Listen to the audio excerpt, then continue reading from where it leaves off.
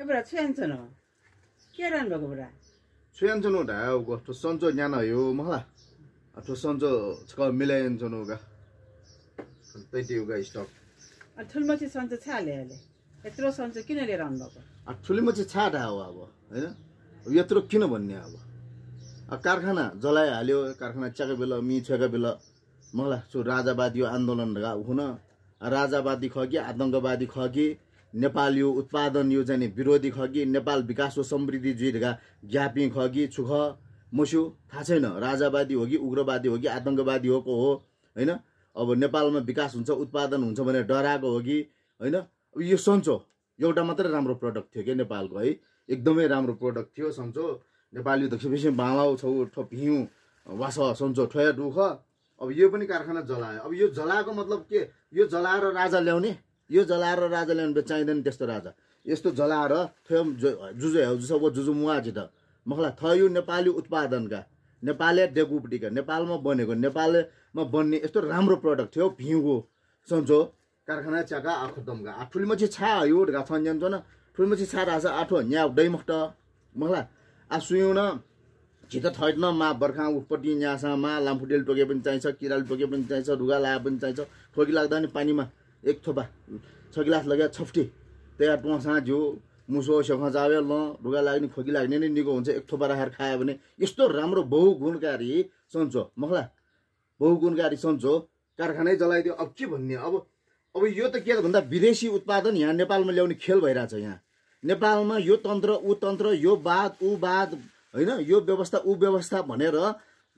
एकदमै अन्यलमा पारेर जहिले पनि यहाँ चाहिँ हिलोमा पानीमा माछा मार्ने खेल भइराछ विदेशी चलखेल भइराछ यसरी विदेशीले ल्याउने राजा चाहिँ चाहिँदैन हामीलाई यसो विदेशी त्यसमा हैबी जुस चाहिँ म सन्चो कारखाना त्यत्रो जलाउँदाखेरि भाटभटेनीमा सुन्तला दुईटा चोर्ने चाहिँ समात्ने रे हैन सुन्तला एउटा लानलाई समात्ने रे अनि त्यत्रो सन्चो कारखाना जलाएको पार्नु सन्चो यो चाहिँ कारखाना जडीबुटी ले दुपटी कोटेश्वर जडीबुटी हैन को चाहिँ कारखाना जलाउनले चाहिँ अहिलेसम्म कारबाही नगर्नु छानबिन समिति पनि गठन गर भन्दा नगर्नु हैन कतिसम्मको चाहिँ यहाँ खेल भएको छ अनि सबिन महर्जन जुन श्रमजीवी एउटा चाहिँ ड्राइभर मान्छे मरेछ उसलाई शहीद घोषणा गर भन्दा पनि नमान्ने सरकार यो हैन क्षतिपूर्ति पनि 10 लाख रुपैयाँ 10 लाखले के हुन्छ उसको परिवारलाई भन्नुस् त यत्रो 6 वर्ष 7 वर्षको छोरी छ अनि श्रीमती छ बुवा चाहिँ बोल्न नसक्ने छ आमा छ हैन कसरी हुन्छ ल भन्नुस् त अब पत्रकार सुरेश रजकको हेर्नुस् भर्खर बिहा गरेको श्रीमती हुनुहुन्छ यो छ परिवार छ शहीद घोषणा गरेको छैन 10 लाख रुपैयाँले के हुन्छ यस्तो छ अनि आन्दोलन मा जुन सरकारले गोली चलायो सरकारले जिम्मेवारी देखान सरकारले जुन दमन गर्यो त्यो त गलत भयो अनि आन्दोलनका कमान्डर भन्ने त्यो दुर्गे प्रसाई त्यो क्षतिपूर्ति मुआवजा केही यसो दिनु पर्दैन यसो गर्न पर्दैन यसो बोल्न पर्दैन त्यो पनि गरेको छैन र यो सन्चो कारखाना जलाउनेलाई चाहिँ सख्त कारबाही गर्नुपर्छ यो सन्चो कारखाना जलाएर यसरी राजा ल्याइन्छौँ त्यो राजा हामीलाई चाहिँदैन र आन्दोलनमा जान अगाडि पनि विचार गर्नुस् कसले गरे आन्दोलन केको लागि गरे आन्दोलन त्यतिकै गयो सबिन महर्जन हेर्नुस् त ज्यान गएन खेर हैन कति दुःख लाग्छ यहाँ दुःख छ क्या अनि के भन्छ अझ त्यसमाथि नेवा मर्यो रे ल हेर त नेपाली हो नि त नेवा पनि नेपाली हो नेपाली दाजुभाइ मर्यो भन्ने कि नेवा मर्यो राजारामले किन आवाज उठाएन भन्ने हैन राजारामले मात्र उठाउनु पर्ने हो उठाएको छु मैले गर्नुपर्ने काम गरेको छु तर यो आन्दोलनै चाहिँ किन नगरे भने आन्दोलन गर्दा यस्तै यो नेपालको उत्पादन जलाउने बिगार्ने नेपाललाई तल पठाउनेहरूले फाइदा लिएला भनेर लुट मचाउला भनेर मैले खास नगरेको अब यो सन्चो कसैको बर्थडेमा बोलायो भने अब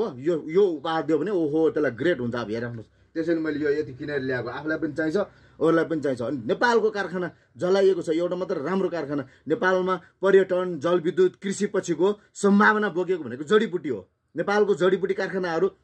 सिंहदरबार वैद्यखानालाई जानी बुझिकन घाटामा पठाइरहेछ हैन अब हुँदा यो जडीबुटी प्रशोधन केन्द्र जडीबुटी कोटेश्वरको यो कारखाना जलाउनु भनेको यहाँको जडीबुटी व्यवसायलाई धराशायी बनाएर यहाँका जडीबुटीलाई कौडीको भाउमा लगेर अनि त्यहाँबाट यहाँ सुनको भाउमा चाहिँ एक्सपोर्ट गर्ने यहाँ पठाउने हामीलाई चाहिँ गरिबीमा पार्ने प्रपञ्च भइरहेछ दौ भइरहेछ यो कुरा चाहिँ सबै नेपालीले बुझ्नुपर्छ है यो कुरा सबै नेपालीले बुझ्नुपर्छ यहाँ खेल भइरहेछ यो व्यवस्था उ व्यवस्था यो तन्त्र र उ तन्त्र भनेर हुन्छ यो आन्दोलन आयोजना गर्ने त्यो दुर्गे प्रसाईले यो कारखाना किन जलायो उत्तर दिनुपर्छ दुर्गे प्रसाई यो किन जलायो यो सन्चोको कारखाना कसले जलायो सरकारले पनि छानबिन कमिटी किन गठन गरेन अहिलेसम्म किन समातेन दुर्गे प्रसाई यो सन्चो कारखाना कसले जलायो जवाफ दिनुपर्छ र यो आन्दोलन यस्तो खालको आन्दोलनमा जानु हुँदैन पर्सि 26 गते पनि आन्दोलन छ रे नजानुस् म त नजानुस् है भन्छु किन भन्दाखेरि यो कारखाना कसले जलायो त्यो पत्ता लगाउनु पर्छ यो कारखाना कसले जलायो हैन सबिन महर्जनलाई गोली कसले चलायो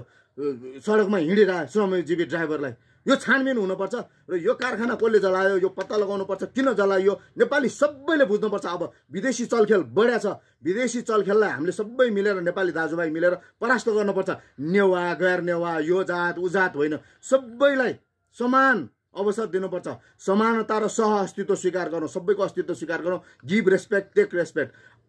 होइन आदर गरौँ आदर लिउँ सम्मान गरौँ सम्मान लिउँ यही भन्न चाहेर यो जडीबुटी प्रशोधन केन्द्र होइन यो सन्चो यस्तो राम्रो बहुकारी गुणकारी औषधि उत्पादन गर्ने कम्पनी कसले जलायो किन जलायो सबै नेपालीले आवाज उठाउनुपर्छ। आजसम्म किन उठाउन यो छानबिन हुनुपर्छ।